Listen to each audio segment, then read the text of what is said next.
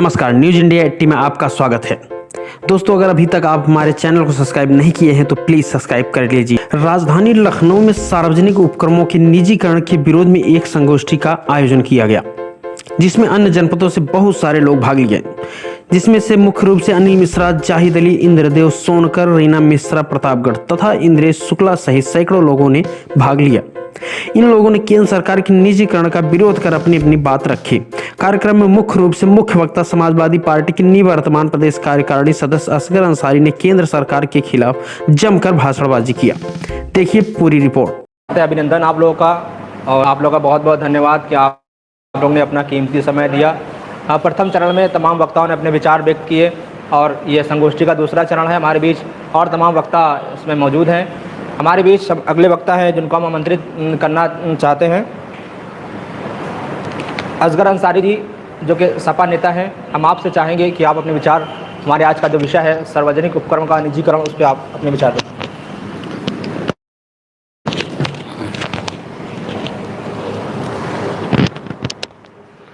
शुक्रिया जनाब। सबसे पहले तो हम उत्कर्ष के इस प्रोग्राम को, जिसमें इन्होंने देश के प्रति अपनी चिंता व्यक्त करते हुए समाज के बुद्धिजीवी वर्ग से को बुला करके इन्होंने अपनी राय मांगी, और निश्चित रूप से कुछ ही लोग हो सकते हैं, लेकिन इनकी राय आपके चैनल के माध्यम से बहुत दूर तक जाएंगी, और हमें भरोसा है कि आपका ये जो कार्यक्रम है भारत देश में क्रांति लाएगा, ऐसी आशा और विश्वास है हमको। साथियों, निजीकरण, हम निजीकरण की दूसरी भाषा हम ये कह दें कि हम फिर से गुलामीकरण की ओर जा रहे हैं। गुलामीकरण हम क्यों कह रहे हैं?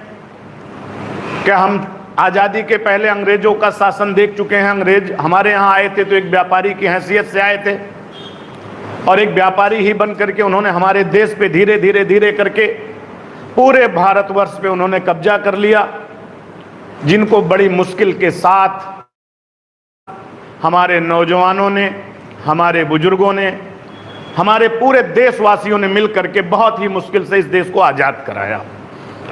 और तत्पश्चात आज़ादी के इतने वर्षों बाद फिर से आज की जो मौजूदा सरकार है, आज की मौजूदा सरकार, मैं ये कहना चाहूँगा कि बीजेपी की सरकार, इसमें कहीं कोई अतिशयोक्ति नहीं है कि हमको फिर से गुलामी की ओर ले जाने का प्रयास कर रही है। और हम इस निजीकरण का बिल्कुल आपके चैनल के माध्यम से घोर विरोध करते हैं, और अंतिम सांस तक हम अपनी आवाज निजीकरण के खिलाफ बुलंद करते रहेंगे। साथियों, आप जानते हैं कि आज हमारे देश में जितने भी उपक्रम हैं, किसी में 10 लाख लोग काम करते हैं, किसी में 20 लाख लोग काम करते हैं, किसी में हजारों की संख्या में लोग काम करते हैं, किसी में सैकड़ों की संख्या में लोग काम करते हैं।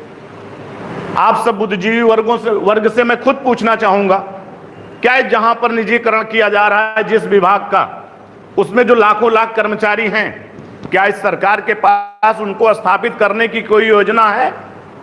कोई योजना नहीं है। तो आप ये बताइए कि कल हमारा मैं, आप, हमारे सभी लोग, कोई 5,000 की नौकरी करता है, कोई 50,000 की नौकरी करता है, कोई 5 लाख की नौकरी करता है। अगर हमारे संस्थानों को निजी हाथों में दे दिया जाएगा तो अव्वल तो हमको उनके सिस्टम से, यानी कि गुलामी की जिंदगी जीना पड़ेगा। अगर उन्होंने हमको कहा कि 8 बजे आपको आना है, अगर 8 बजे हम ऑफिस नहीं जाते हैं तो मेरे एक दिन की मेरी मजदूरी काट ली जाएगी। ये निजीकरण का मामला है। शासन में हम लोग जाते हैं, टाइमली जाते हैं, काम करते हैं। अगर विभाग हमारा तरक्की पर जा रहा है तो फिर निजीकरण क्यों? सीधी सी बात है। आप सब जानते हैं, सब समझदार लोग हैं। जैसे 2 औलादें होती हैं, मैं आपको थोड़ा दूसरी तरफ ले जाना चाह रहा हूं। औलादें 2 होती हैं, एक कामचोर होती है, एक कामगार होती है। तो पैतृक संपत्ति 2 लोगों के हाथों में आ गई।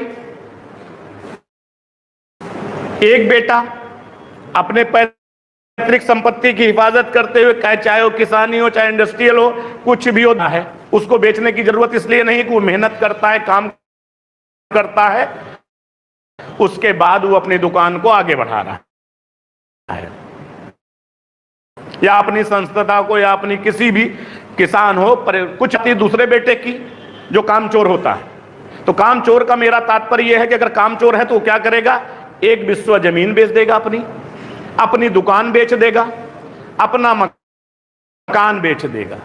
तो अपनी दुकान, जमीन, मकान बेच करके क्या करेगा, उसकी आदतें खराब हैं, उसका अपने ऊपर नियंत्रण नहीं है, उसके यार दोस्त काम करेगा और बेच करके कुछ दिन खाएगा, बाद में जब उसके बच्चे आएंगे वो निश्चित ही भूखों मरेंगे।